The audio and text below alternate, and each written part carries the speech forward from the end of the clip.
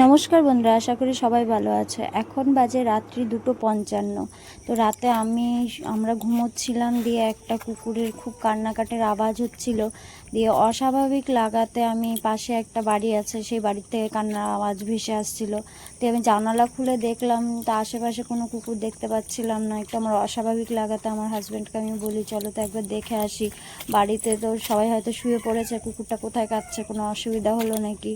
তো যেমনি ভেবেছি হয়তো তাদের কুয়োটা অনেক নিচু, সেই কুয়োতে হয়তো বোধহয় সে পড়ে গেছে, যেটা ভেবে গেছি সেটাই।